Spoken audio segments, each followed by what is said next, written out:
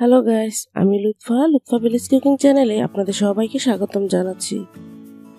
তো বন্ধুরা, আজ আপনাদের জন্য খুবই মুচমুচে ও মুখরোচক একটা নাস্তার রেসিপি নিয়ে এসেছি। এই নাস্তাটা আপনার বাচ্চার বায়না মেটাতে কিন্তু ঝটপট তৈরি করে নিতে পারেন, আর বাসায় মেহমান আসলেও কিন্তু এই নাস্তাটা আপনারা তৈরি করে দিতে পারেন। এই নাস্তাটা খুবই টেস্টি হয়। বন্ধুরা, একবার যাকে তৈরি করে খাওয়াবেন সে কিন্তু চপ সিঙ্গারা খাওয়া একদমই ভুলে যাবে। এই নাস্তাটা তৈরি করতে মাত্র কিচেনে থাকা কয়েকটা উপকরণ দিয়ে কিন্তু আপনারা ঝটপট তৈরি করে নিতে পারেন। তো আশা করছি রেসিপিটা আপনাদের কাছে খুবই ভালো লাগবে। তো না টেনে সম্পূর্ণ ভিডিওটা দেখুন।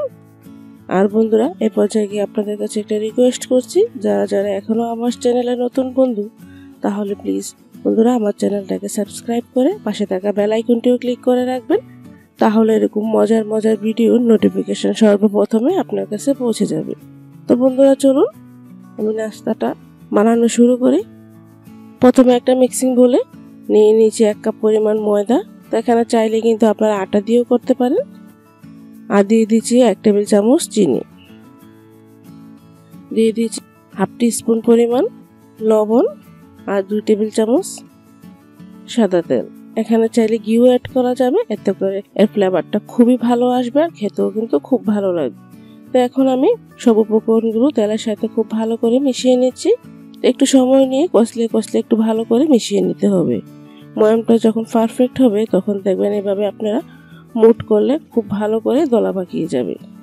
তাহলেই বুঝতে পারবেন যে আপনার ময়ামটা একদমই পারফেক্ট। তো এই পর্যায়ে আমি একটা ডো তৈরি করার জন্য নর্মাল পানি অ্যাড করে দিচ্ছি। অল্প অল্প পানি অ্যাড করে একটা ডো তৈরি করে নিব।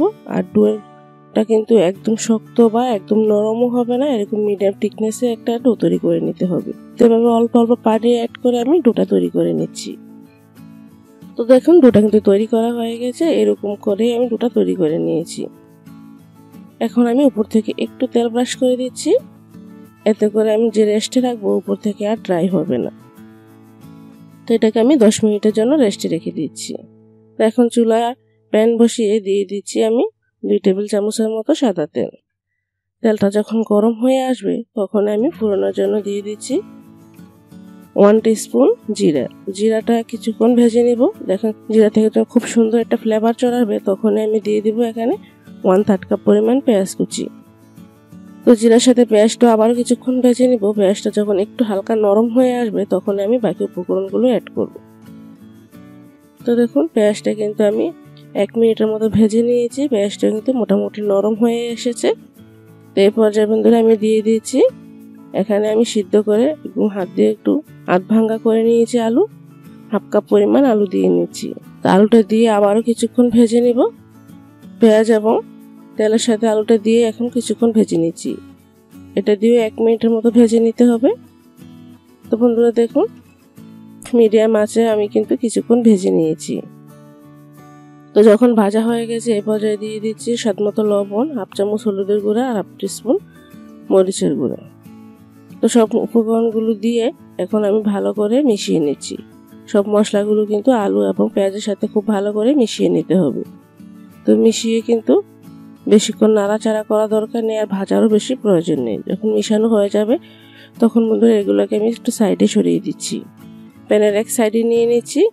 তো প্যানের এক সাইডে আমি আর একটু তেল দিয়ে নিচ্ছি। তেল দিয়ে একটা ডিম দিয়ে দিচ্ছি।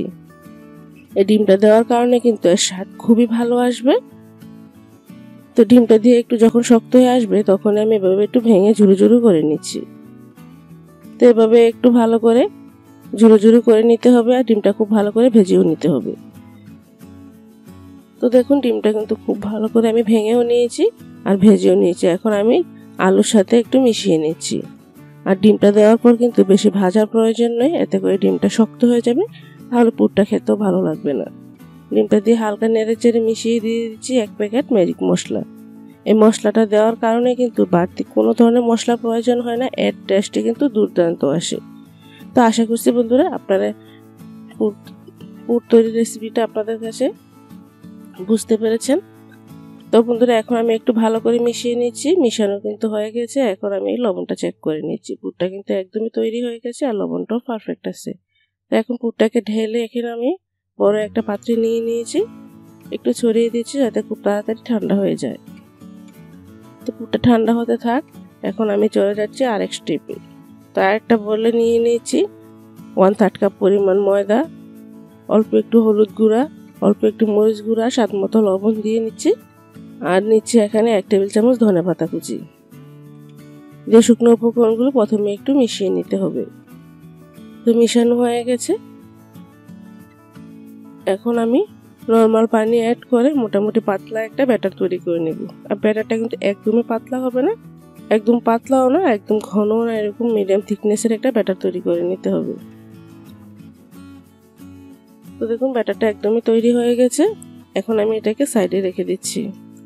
এর ফাঁকে কিন্তু আমার ডোটাও খুব ভালো করে সেট হয়ে গেছে। এখন হাত দিয়ে আর একটু ভালো করে মেখে নিতে হবে, এতে করে নাস্তাটা খুবই ক্রিস্পি হবে।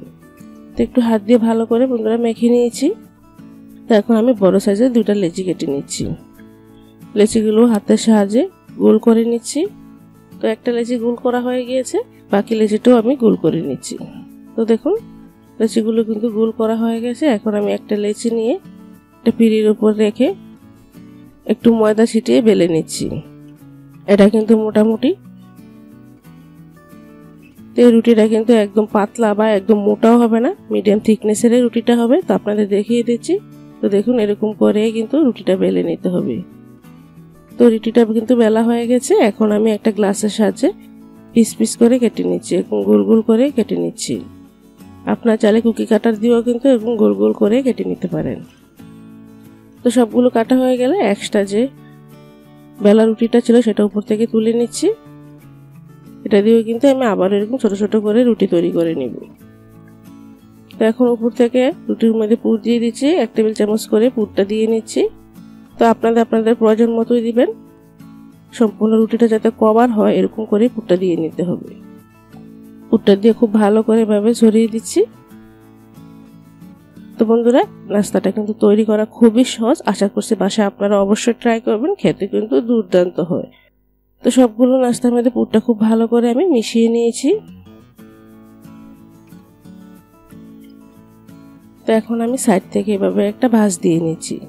তো দেখুন দেখতে কতটা সুন্দর দেখাচ্ছে। তৈরি করা কিন্তু খুবই ইজি। তো মুখটা কিন্তু সিল করার প্রয়োজন নয়, আর এটা কিন্তু বেরো হবে না, যেহেতু আমরা একটা ব্যাটারে ডুবিয়ে তারপর ভাজবো। তো দেখুন সেম ভাবে আমি বাকি সবগুলো করে নিচ্ছি। তো বন্ধুরা দেখুন খুবই ইজি কিন্তু এই নাস্তাটা, দেখতেও কিন্তু কতটা সুন্দর দেখাচ্ছে, খেতেও কিন্তু বন্ধুরা অবশ্যই দুর্দান্ত হবে। তো সবগুলো তৈরি করা হয়ে গেছে। এভাবে কিন্তু পুরটা আর বেরো হবে না। তো এগুলো আমি একটা জায়গায় রেখে দিচ্ছি।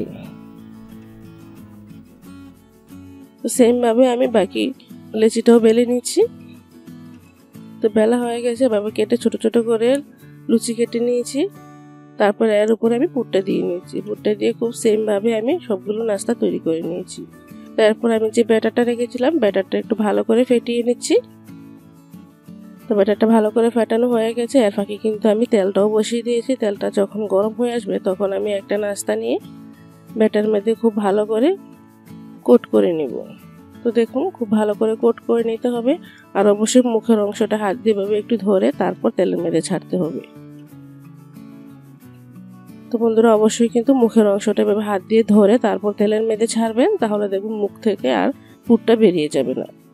তো এভাবেই কিন্তু নাস্তাগুলো আপনার ভেজে নিতে হবে। আর মিডিয়াম আছে একটু উল্টে পাল্টে নেড়ে চেড়ে মুচমুচে করে কিন্তু এটা ভেজে নিতে হবে। তো দেখুন একটার গায়ে যাতে একটা লেগে না যায়, তা চামচ দিয়ে একটু সরিয়ে দিচ্ছি। আর চুলার হিটটা কিন্তু মিডিয়াম থেকে একটু বাড়িয়ে আপনারা নাস্তাটা ভেজে নিতে পারেন, এতে করে নাস্তাটা খুবই মুচমুচে এবং ক্রিস্পি হবে। তো এক সাইড যখন হয়ে আসবে তখন একটা চামচের সাহায্যে উল্টিয়ে দিচ্ছি। তো দেখুন 1 থেকে 2 মিনিটের মধ্যে কিন্তু সম্পূর্ণ নাস্তাটা ভাজা হয়ে গেছে। খুবই সুন্দর কালার চলে এসেছে আর দেখতে মাশাআল্লাহ কতটা সুন্দর দেখাচ্ছে। তো এখন আমি তেল ছেঁকে তুলে নিচ্ছি। তো সেম ভাবে বন্ধুরা আমি বাকি নাস্তাগুলো একে একে দিয়ে নিচ্ছি।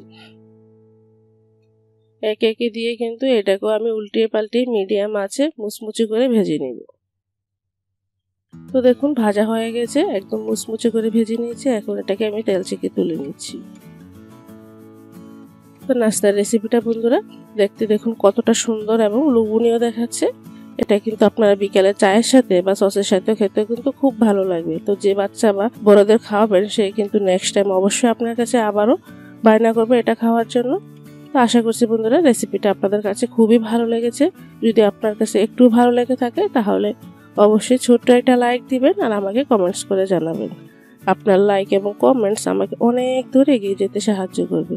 আর এরকম মজার মজার আরও রেসিপি দেখতে চাইলে প্লিজ বন্ধুরা আমার চ্যানেলটাকে সাবস্ক্রাইব করে রাখবেন।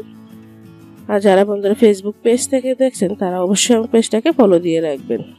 তো আজ এখানে শেষ করছি, পরবর্তী ভিডিওতে আবারও দেখা হবে। আল্লাহ হাফেজ।